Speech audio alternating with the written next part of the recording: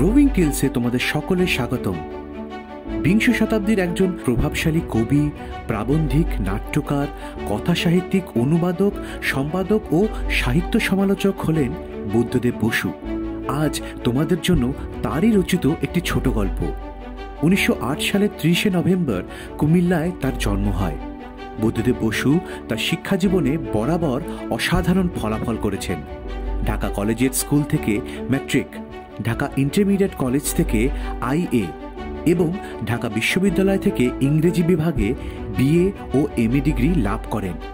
কর্মজীবনে প্রথম ভাগে তিনি কলকাতা রিপন কলেজে অধ্যাপনা করেন।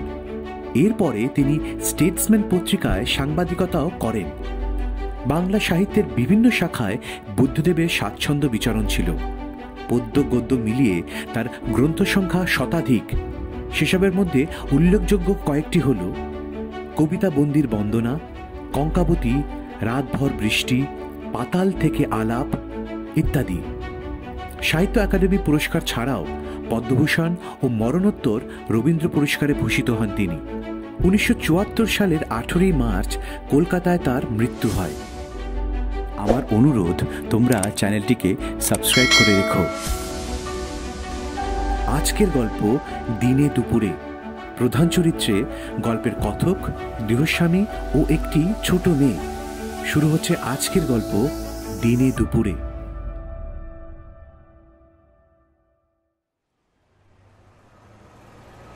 হাজরা রোডের মোড়ে ট্রামের জন্য দাঁড়িয়ে আছি। বেলা দুপুর, বালিগঞ্জের ট্রাম আর আসে না। এদিকে ভাদ্র মাসের রোদ্দুর পিঠে চড়চড় করে ফুটছে আলপিনের মতো। ওই এতক্ষণে কালীঘাটের পুল থেকে আস্তে আস্তে নামতে দেখা যাচ্ছে শ্রীযুক্ত ট্রামকে। এমন সময় রাস্তা পার হয়ে ছোট একটা মেয়ে আমার কাছে এসে দাঁড়ালো। বলল, আপনি কি ডাক্তার? ভাবতেই পারিনি মেয়েটা আমাকে কিছু বলছে, তাই কথাটা শুনেও গ্রাহ্য করলুম না। কিন্তু পর মুহূর্তেই মেয়েটি সোজা আমার মুখের দিকে তাকিয়ে বললে, দেখুন, আপনি কি ডাক্তার? খুব অবাক হলুম, একটু খুশিও। কি করে বুঝলে? ওই যে আপনার পকেটে বুক দেখার যন্ত্র। দেখুন, আমার মার বড় অসুখ। আপনি কি একবার একটু দেখে যাবেন? মেয়েটি এমনভাবে কথাটা বলল যেন এটা মোটেও অদ্ভুত কি অসাধারণ কিছু নয়। আমি তো কি বলবো ভেবেই পাচ্ছি না। এদিকে ট্রাম এসে গেছে। একটা ট্রাম ফসকালে এই দারুণ রোদ্দুরে আবার হয়তো 15 মিনিটের ধাক্কা। মেয়েটি ভাঙা ভাঙা গলায় কাতরভাবে আমায় বলল, চলুন না, যাবেন। ওসব কথায় কান না দিয়ে ট্রামে উঠে পড়াই বুদ্ধিমানের কাজ হতো, সন্দেহ নেই। কিন্তু কেমন দোটানার মধ্যে পড়ে গিয়ে পা বাড়াতেই পারলাম না। ট্রামটা মোড় ঘুরে আমার চোখের সামনে দিয়ে ঘটর ঘটর করতে করতে বেরিয়ে গেল। কোথায় তোমার বাড়ি? চেতলাই, এই কাছেই। কি হয়েছে তোমার মার? কি হয়েছে জানি না তো, বড় অসুখ। কতদিন অসুখ? অনেক দিন। ডাক্তারবাবু, আপনি যাবেন তো? মেয়েটির ম্লান মুখের দিকে তাকিয়ে আমার কেমন মায়া হলো। ভাবলুম, যাই না, দেখে আসি ব্যাপারটা। ডাক্তারবাবু, আপনাকে তো টাকা দিতে পারবো না। মেয়েটি আরও কি বলতে গিয়ে ঢোক গেলে থেমে গেল। আচ্ছা আচ্ছা, সেজন্য ভেবো না, আমি তাড়াতাড়ি বললুম। নতুন পাশ করে বেরিয়েছি। আত্মীয় বন্ধুমহলে ডাকখোঁজ পড়ে মাঝে মাঝে, কিন্তু ভিজিট 10 টাকা যে মাসে পাই সেই মাসে খুব খুশি। এই তো বন্ধুর ছেলের 99 বুঝি জ্বর হয়েছে। ট্রামের পয়সা খরচ করে এসে তার প্রেসক্রিপশন লিখে দিয়ে এতক্ষণ আড্ডা মেরে বাড়ি ফিরছিলুম। তবু এই মেয়েটি যা হোক টাকার কথাটা মুখে আনলো। হেঁটে চললুম মেয়েটির সঙ্গে কালীঘাট পুলের দিকে। জিজ্ঞাসা করলুম, তোমার মাকে আর কোনো ডাক্তার দেখেনি? ডাক্তার? না, মা বলেন ডাক্তার দিয়ে কি হবে, এমনিই আমি ভালো হয়ে যাব, টাকা পাবো কোথায়? তুমি কি আজ ডাক্তার খুঁজতেই বেরিয়েছিলে? আর কেউ নেই তোমার বাড়িতে? না, কে আর থাকবে। এক দাদা ছিল আমার, সে তো চটকলে কাজ করতে গিয়ে রেলে কাটা পড়ল। সেই থেকে আমি আর মা বেশ তো ছিলুম আমরা, এর মধ্যে কেন অসুখ করলো মার? ডাক্তারবাবু, মা কতদিনে ভালো হবেন? আমি ডাক্তারি ধরনে হেসে বললুম, সে এখন কি করে বলি। ডাক্তারবাবু, আজ সকাল থেকে মা যেন কেমন হয়ে আছেন, একবার চোখ মেলে তাকান না। দেখুন, বাড়ি থেকে আমি বেরিয়ে ছুটতে ছুটতে এত দূরে এসেছি। যদি কোনো ডাক্তার খুঁজে পাই, যদি আমার উপর কোনো ডাক্তার দয়া করেন। ওই তো সব ওষুধের দোকান, ভেতরে পাতলুন পরা ডাক্তাররা বসে। আমার তো সাহস হয় না ভেতরে ঢুকতে, রাস্তার এদিক ওদিক কেবলই ঘুরছি। এমন সময় আপনাকে দেখেই মনে হলো আপনি আমাকে দয়া করবেন। মা সেরে উঠলে আপনি একদিন এসে খাবেন আমাদের বাড়ি। কি চমৎকার লাউয়ের পাতা দিয়ে মটর ডাল রান্না করেন মা। ছি ছি, এটা কি বললুম? আপনারা কেন গরিবের বাড়িতে খেতে আসবেন? ডাক্তারবাবু, আপনার দয়া আমি কোনোদিন ভুলব না। কিছুক্ষণ পর মেয়েটি জিজ্ঞাসা করলো, ডাক্তারবাবু, আপনার হাঁটতে কষ্ট হচ্ছে? কিছু না, চলো। মুখে বললুম বটে, কিন্তু কালীঘাট পুল পর্যন্ত আস্তে আস্তে মনে হতে লাগলো এই মহৎ কাজটার ভার না নিলেই পারতুম। এমন কত গরিব দুঃখী আছে বিনা চিকিৎসায় ধুকতে ধুকতে মরছে, না খেয়ে তাদের সবার উপকার করতে গেলে নিজেরই। পুল থেকে নেমে জিজ্ঞাসা করলুম, আর কত দূর? আমার প্রশ্নে নিতান্ত ব্যাকুল হয়ে মেয়েটি বলল, এই তো আর একটুখানি। আমার পয়সা নেই, তাহলে নিশ্চয় আপনাকে গাড়ি করে নিতুম। ওহ, কত কষ্ট হলো আপনার। বাহ, এইটুকু হাঁটতে পারবো না? অনেক গলিগুজি পেরিয়ে শেষ পর্যন্ত এসে পৌঁছলুম। কলকাতার এই অঞ্চলে কোনোদিন আর আসিনি। সত্যি বলতে জায়গাটা ঠিক কলকাতাই নয়, একেবারে পাড়াগা, পুকুর, বন জঙ্গল, কিছু পাকা বাড়ি, কিছু বা খড়ের ঘর। একটা অতি জীর্ণ শ্যাওলাধরা চুনবালি খসে পড়া একতলা পাকা বাড়ির সামনে মেয়েটি এসে বলল, এই।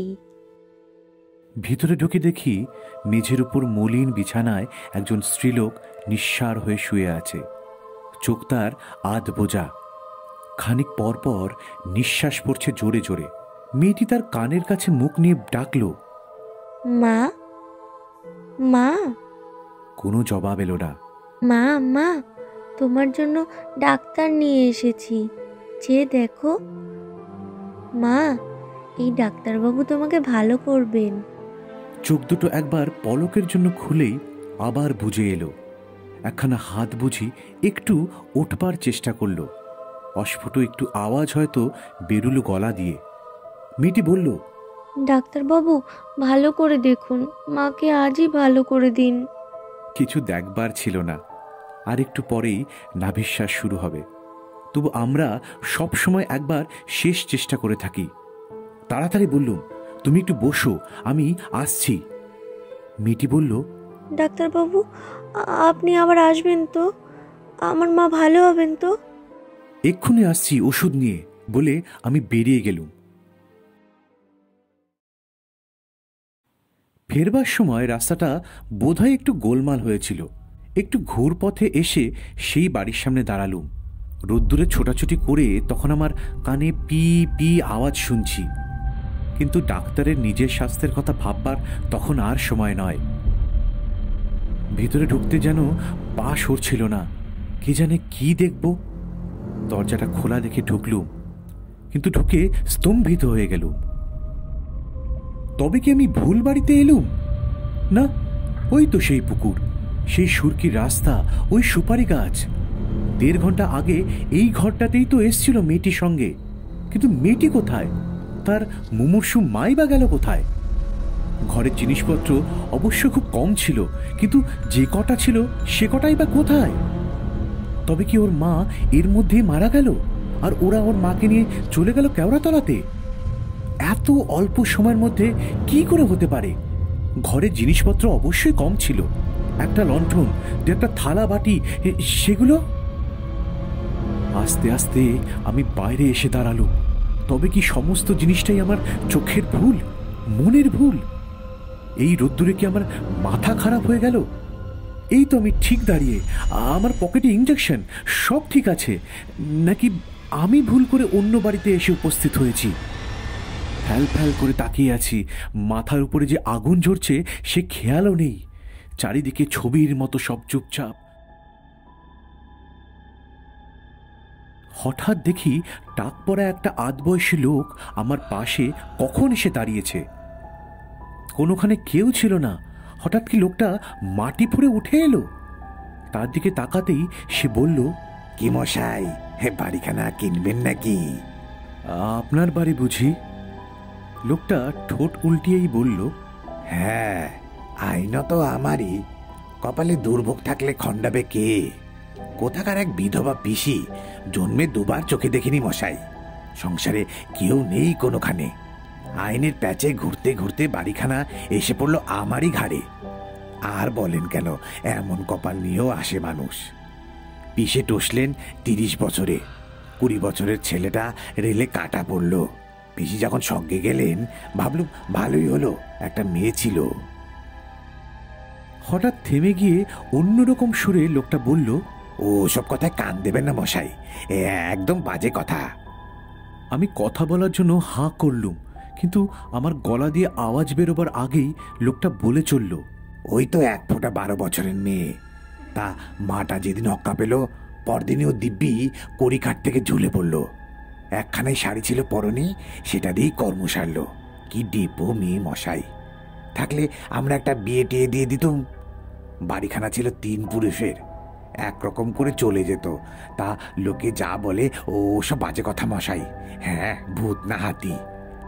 আপনি তো এডুকেটেড লোক, আপনি বলুন, এসব কথা কি কান দিতে আছে? নিতে চান তো বাড়িটা খুব সস্তায় ছাড়তে পারি। সব শুদ্ধ 500 টাকা। আচ্ছা, হরে ধরে 400ই দেবেন। যান, জলের দরে পাচ্ছেন, জমিটুকু তো রইল, আপনি ইচ্ছে মতো বাড়ি তৈরি করে নেবেন। অতি ক্ষীণ স্বরে আমি জিজ্ঞাসা করলুম, কদিনের কথা এটা? কোনটা? এই পিসির? তা 2 বছর হবে। পিসির জন্য কোনো ভাবলা ছিল না মশাই। মেয়েটার জন্য বাড়িটার এমন বদনাম হয়েছে যে 5 টাকাতেও কেউ ভাড়া নেয় না। এদিকে ট্যাক্সও তো গুনতে হয় আমাকেই। কি বিপদে পড়েছি! গিলতেও পারি নে, উগরাতেও পারি নে। আমি গরিব মানুষ, আমার উপর এ জুলুম কেন? থাকি কাঁচরা পাড়ায়, রোজ রোজ এসে যে তদবির করব তারও উপায় নেই। আপনি নিন না বাড়িটা কিনে। আচ্ছা, কি দেবেন আপনি বলুন, বলুন না।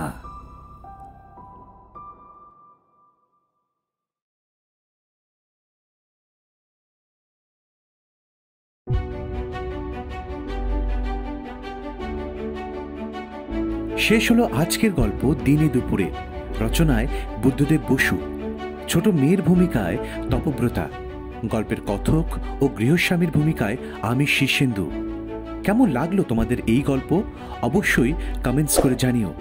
ভালো লাগলে চ্যানেলটি শেয়ার ও সাবস্ক্রাইব করো।